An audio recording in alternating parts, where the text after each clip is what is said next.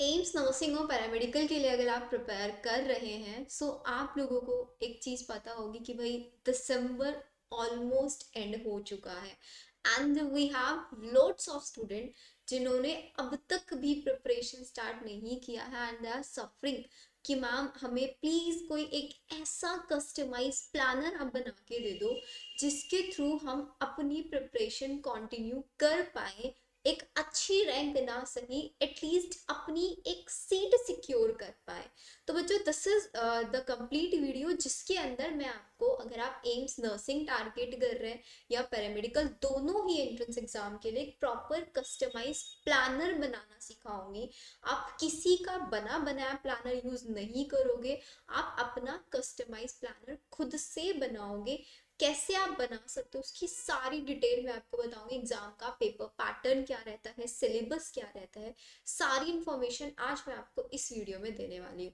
अगर आज आप मेरे चैनल पे नए हैं तो चैनल को सब्सक्राइब जरूर कर देना, बिकॉज इसी चैनल पे आपको आगे आने वाली बहुत सारी इंफॉर्मेटिव वीडियोस मिलने वाली है। ऑल्सो हम लोग आप लोगों के लिए एक नया बैच भी लॉन्च कर रहे हैं that would be completely free of cost, हमारे यूट्यूब चैनल पे ही होगा। 25 दिसंबर से मैं उसको स्टार्ट करने जा रही हूँ, जिसमें आपको बायो की डेली लाइव क्लासेस मिलेंगी and in the live classes only we are going to finish all the chapters in complete detail. पूरा एनसीईआरटी बेस्ड रहने वाला है, सो आपको कहीं इधर उधर जाने की जरूरत नहीं पड़ने वाली है। ऑल्सो लाइव क्लासेस के साथ साथ आप लोगों को टेस्ट सीरीज भी प्रोवाइड कराया जाएगा। If you want to know more about this batch तो आप हमें रेगुलरली फॉलो करें, सेम चैनल पे आपको बहुत सारी अपडेट्स मिलने वाली है। So let's start the video before wasting so much time. देखो, तो सबसे पहले मैं आप लोगों को कुछ नहीं पैटर्न के बारे में बताऊंगी कि भाई हमारा पेपर पैटर्न क्या रहता है। आई नो बहुत सारे बच्चों को पता होगा, बट जिसको नहीं भी पता है वो एक बार समझ लो कि आप लोगों का जो पीएससी नर्सिंग होता है या फिर आपका पैरामेडिकल हो, दोनों के अंदर कंप्लीटली एनसीईआरटी बेस्ड सिलेबस होता है। 11th एंड 12th दोनों ही क्लासेस का सिलेबस इसके अंदर पूछा जाता है। अगर आप बात करेंगे बीएससी नर्सिंग की, सो बीएससी नर्सिंग के अंदर आप लोगों के यहाँ पे 4 सब्जेक्ट्स होते हैं, physics chemistry bio and GK. 30 question physics chemistry bio से पूछे जाते हैं एंड 10 क्वेश्चन आपके जीके के होते हैं। इन दिस वे आपके टोटल 100 क्वेश्चन होते हैं कैरिंग 100 मार्क्स। तो आप समझ ही गए हैं कि एक क्वेश्चन 1 मार्क्स का होता है। क्या नेगेटिव मार्किंग होती है? ऑफकोर्स नेगेटिव मार्किंग होती है। नेगेटिव मार्किंग होती है आपकी -1/3 की, कि अगर आपने एक क्वेश्चन गलत किया तो आपकी -1/3 जो मार्क्स है वो आपके टोटल में से डिडक्ट हो जाएंगे। अनअटेम्प्टेड क्वेश्चंस के लिए कोई नेगेटिव मार्किंग नहीं है, ये आप लोगों को पता होगा किसी भी एंट्रेंस एग्जाम में नहीं होती है। नेक्स्ट आता है हमारा पैरामेडिकल के लिए। सो पैरामेडिकल की अगर आप बात करेंगे तो पैरामेडिकल के अंदर टोटल आपके 90 क्वेश्चंस आते हैं। सॉरी, यहाँ पे 100 लिखा हुआ है क्या? यप्स, इसको आप कट कर दो। ये दिस इज योर 90 क्वेश्चंस आते हैं एंड कैरिंग 90 मार्क्स। तो मतलब आपका जो पैरामेडिकल का एग्जाम होता है वो आपका 90 मार्क्स का ही होता है, जिसमें 30 question physics, 30 chemistry, 30 biology, GK paramedical के अंदर नहीं पूछा जाता है। इसके अंदर भी नेगेटिव मार्किंग वही -1/3 की रहती है। एक और इम्पॉर्टेंट चीज मैं आप लोगों को यहाँ पे बता देती हूँ कि अगर आप बीएससी पैरामेडिकल टारगेट कर रहे हैं तो BSc paramedical boys plus girls इसके लिए दोनों जा सकते हैं। आप पीसीएम से हैं या फिर आप पीसीबी से हैं, आप किसी भी बैकग्राउंड से हैं, दोनों में आप जा सकते हैं। बट अगर आप बीएससी नर्सिंग कर रहे हैं तो सिर्फ और सिर्फ फीमेल या फिर हमारी गर्ल चाइल्ड ही दे सकते हैं। Boys are not allowed for BSc nursing एम से। बॉयज सिर्फ और सिर्फ पैरामेडिकल कर सकते हैं। इसके अलावा आप बॉयज अगर नर्सिंग करना ही चाहते हो तो आप स्टेट नर्सिंग में जा सकते हो, आप आरयूएचएस के लिए जा सकते हो, और भी आपके पास ऑप्शंस हैं। सो मोरल डाउन नहीं करना है बिल्कुल भी। ठीक है, अब हम आ जाते हैं थोड़ा सा हमारा प्रिपरेशन पे। आई होप मैं आप लोगों को बोर नहीं कर रही होंगी।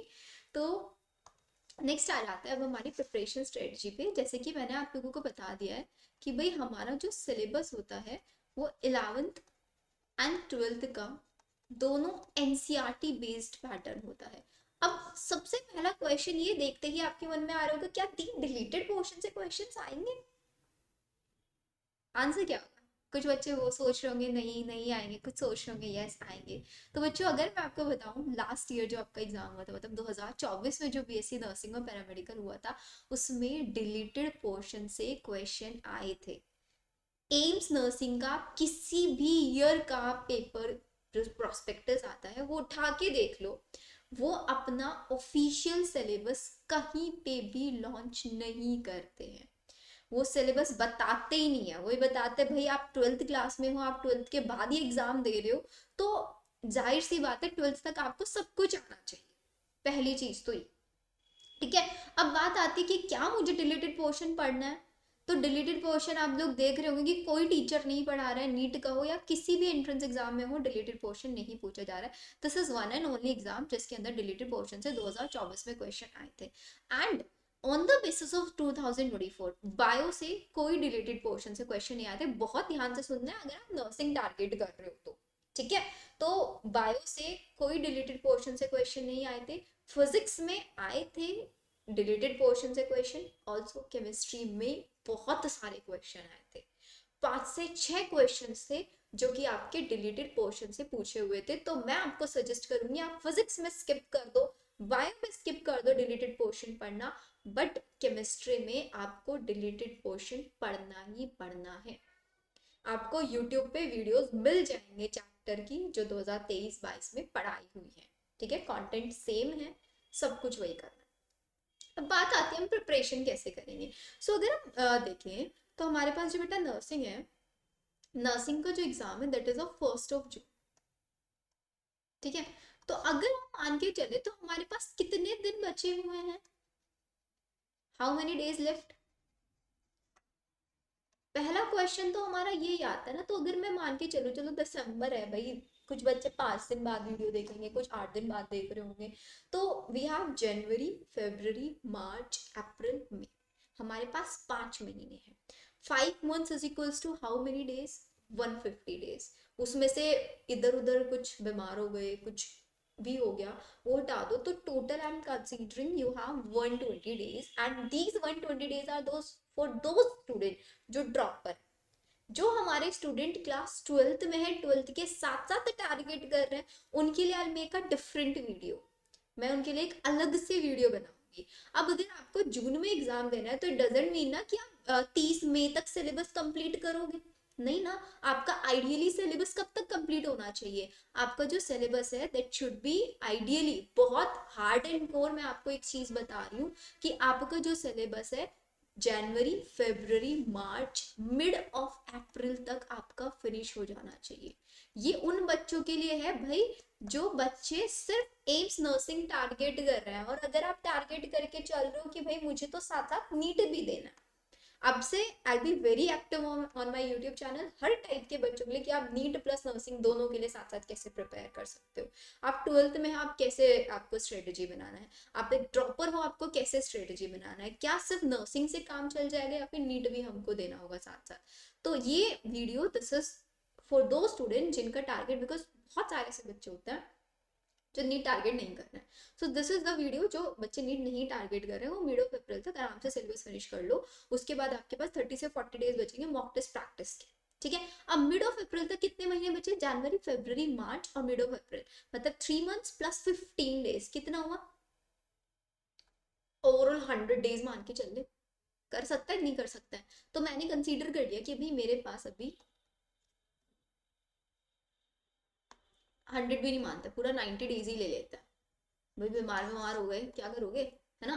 तो अब इन 90 डेज में I will give you targets, मैं आप लोगों को यहाँ पे टारगेट्स प्रोवाइड कराऊंगी कि भाई आप how to cover your syllabus in 90 days, 90 दिनों में आप अपना सिलेबस कैसे कवर अप कर सकते हो। उसके लिए आपको क्या करना है, उसके लिए आपको चेक करना है कि आपके पास कितने वीक्स हैं, क्योंकि हमें चैप्टर्स, हमें सिलेबस कंप्लीट करना है, first priorities are completion of syllabus. तो मैं अभी 3 हफ्ते 3 मंथ्स मान के चल रही हूँ, तो एक मंथ में कितने हफ्ते होता है, 4, तो 4 3 जा 12, तो मेरे पास कितने वीक्स हैं, 12 वीक्स हैं। और मेरे पास चैप्टर्स कितने हैं भाई, हमारे पास total we are considering total we have 75 chapters.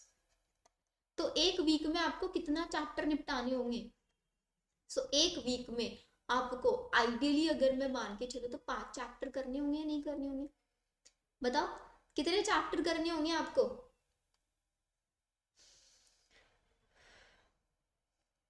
5 से 6 चैप्टर, ठीक है। तो आपको एक वीक में 5 से 6 चैप्टर्स टारगेट करके चलना है। अब ये 5 से 6 चैप्टर कौन से चैप्टर होंगे, मुझे स्टार्टिंग किन चैप्टर से करनी थी, यही तो समझ नहीं आता है हम लोगों को, यही मैं बताऊंगी। सो अभी मैं आप लोगों को टारगेट दे रही हूँ फर्स्ट वीक का। अब वो वीक आप जिस दिन से वीडियो देख रहे हैं ना, उसी दिन से उस वीडियो को ले, उसी दिन से उस टारगेट को शुरू कर देना। So I am giving you target for a first week, and जितने बच्चे इस टारगेट को स्टार्ट करेंगे, before starting the target you have to drop a comment in the video के कमेंट सेक्शन में। आपको बताना होगा कि दी मैं आज से आपका फर्स्ट वीक वाला टारगेट स्टार्ट कर रहा हूँ, एंड जब आप फिनिश कर लोगे आफ्टर कंप्लीशन भी आप मुझे बताओगे, ठीक है।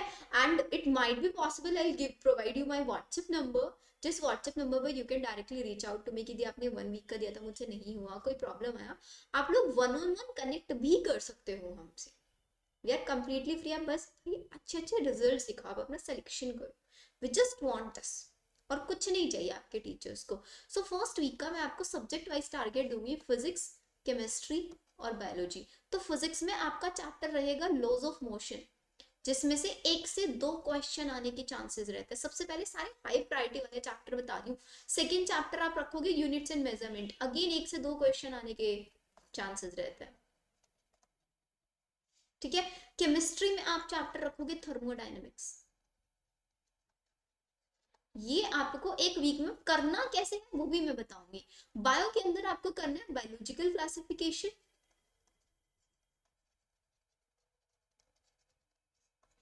प्लस आपको प्लांट किंगडम।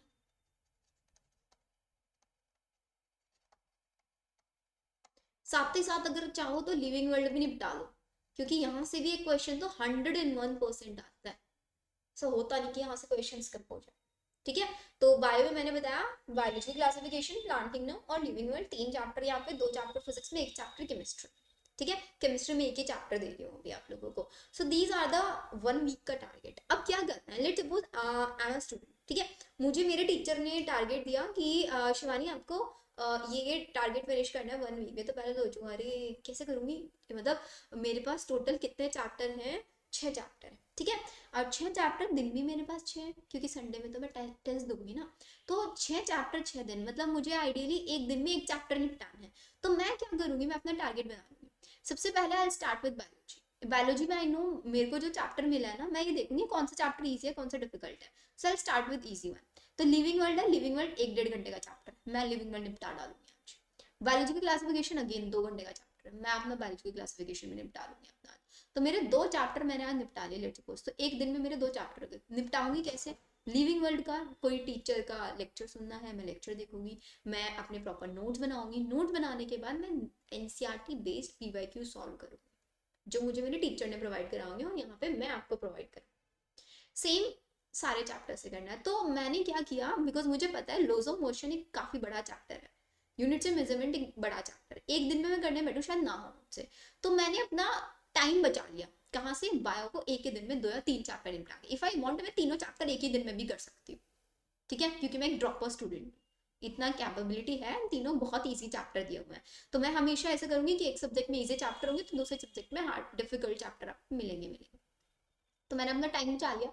अब एक दिन में मैंने लेट सपोज पूरा बायो निपटा लिया, मेरे पास बचता है फिजिक्स और केमिस्ट्री। तो व्हाट आई डू हियर कि मैं फिजिक्स के जो चैप्टर मुझे लग रहा है डिफिकल्ट है उसको 2 दिन लगा दिया, पूरा एक दिन में पूरा लेक्चर देख लिया, नोट्स बना लिया अच्छे से, बैठ के 6-7 घंटे लगा डालो, 7 घंटे 8 घंटे, एक दिन में 10 से 12 घंटे पढ़ना ही पढ़ना है। दिस इज द टाइम जिसमें आप सबसे ज्यादा कैपेबिलिटी दिखा सकते हो अपनी, ठीक है। एक दिन में पूरा चैप्टर निपटा लिया, नोट्स बना लिए, रिवीजन कर लिया, उसके बाद नेक्स्ट डे में पूरा क्वेश्चन क्वेश्चन लगाऊंगी, क्योंकि बिना क्वेश्चन सॉल्व करे मुझे नहीं पता चलेगा जो मैंने एक दिन पूरा लगाया, लेक्चर देखा, नोट्स बनाए हैं, वो मेरा ब्रेन में कितना ज्यादा सेट हुआ है। वो आपको आइडिया लगेगा सिर्फ और सिर्फ किस वजह से, वो आपको पता लगेगा सिर्फ और सिर्फ after solving the question. Physics में बच्चों को प्रॉब्लम आती है कि न्यूमेरिकल्स नहीं होते, तो न्यूमेरिकल्स के लिए you have one and only solution, solve numerical से स्टार्ट करो। पहले देखो क्वेश्चन में कैसे सॉल्व किया हुआ है इसको, क्यों ये फॉर्मूला लगाया हुआ है, उन चीजों को एनालाइज करो, उसके बाद go to the unsolve questions. Same with the chemistry, नहीं होता है question, start with solve questions. So I hope ये 1 वीक का टारगेट, 1 वीक का टारगेट फिनिश करो। Next week I give you second week का टारगेट। आज है हमारे पास, today is Thursday, so next Wednesday मैं आप लोगों को वीडियो प्रोवाइड करा दूंगी सेकेंड वीक टारगेट का। हर वीक आपको ऐसे ही वीक ऑन वीक वीडियो मिलेगा based on your responses, based on your comments. मैं इस सीरीज को कंटिन्यू रखने वाली हूँ। इसके लिए I create a different playlist जिसमें आप लोगों को डायरेक्टली मिल जाएगा। इसमें मुझे आपको काफ़ी सारी चीज़ें समझानी थी। आगे अपकमिंग वीडियोस जो होंगी वो बहुत शॉर्ट रहेंगी, जिसमें मैं डायरेक्टली सिर्फ वीक के टारगेट बताऊंगी, चैप्टर कैसे करने हैं वो बताऊंगी। बहुत ज़्यादा डिटेल नहीं रखने वाली। ये फर्स्ट वीडियो था इस सीरीज का, इसलिए थोड़ा सा लेंथी था बट बेनिफिशियल था। ठीक है, ये आपको करके चलना है। टारगेट्स बना के पढ़ाई करो, रैंडमली मत करो कि किसी भी प्लेटफॉर्म पे गए कहीं से भी पढ़ाई कर लिया। क्वेश्चंस लगाओ, बहुत इंपॉर्टेंट है, बिना क्वेश्चन लगाए कुछ नहीं होगा। अब एक चीज आपके दिमाग में आ रही होगी कि जीके का क्या करना है, जीके आप मुझ पे छोड़ो। Very soon I am going to start a complete series जिसमें हम जीके के हर दिन क्वेश्चन सॉल्व करेंगे। एंड 2024 का एक्सपीरियंस है, आप बच्चों से पूछ सकते हैं, मेरी प्लेलिस्ट चेक कर सकते हैं, जीके फॉर एम्स नर्सिंग के नाम से है। उसके अंदर जितनी मैंने वीडियोस में कराए हैं सारे क्वेश्चंस डायरेक्ट वीडियोस से मैंने क्लास में ही बच्चों को क्वेश्चंस लर्न कराए हैं। मैंने ड्यूरिंग द क्लास बच्चों ने सब लर्न किया। ठीक है, ये चीज आपको ध्यान रखना है। एंड अच्छे से पढ़ाई करो, मेहनत करो, यही टाइम है जिसमें आप कुछ कर सकते हो। इसके अलावा आई डोंट से भाई बहुत ज़्यादा मैं मोटिवेटर तो नहीं हूँ कि मैं आपको बहुत बड़े बड़े लेक्चर्स प्रोवाइड करा दूँ, नहीं। सिर्फ मैं यही बोलूँगी कि भाई पढ़ाई करो जितना हो सके उतना, क्योंकि आप लोगों की आज की मेहनत आप लोग जब नर्सिंग में चले जाओगे, एम्स में जाओगे ना, तब दिखेगा। ठीक है, ये मेहनत कोई नहीं देखेगा, आपको जज किया जाएगा सिर्फ और सिर्फ आपके रिजल्ट्स के बेसिस पे। आपकी पूरी 1 डेढ़ साल की जो मेहनत है वो एक दिन में जज हो जाएगी। अगर आपका रिजल्ट आ गया तो सब बोलेंगे बहुत मेहनत की है बच्चे ने, और अगर आपका रिजल्ट नहीं आया बोलेंगे टाइम पास किया होगा, फोन चलाया होगा। आपकी पूरी मेहनत वेस्ट हो जाएगी। So don't do that. आखिरी टाइम में सिर्फ और सिर्फ आप ही काम आओगे, कोई फ्रेंड कोई नहीं होगा आपके साथ। आपका कैपेबिलिटीज, आपका पोटेंशियल ही आपके साथ रहने वाला है टिल लास्ट। ठीक है, चलो फिर मिलते हैं नेक्स्ट वीडियो में। प्यारे प्यारे कमेंट्स देते रहना अपने। Bye everyone.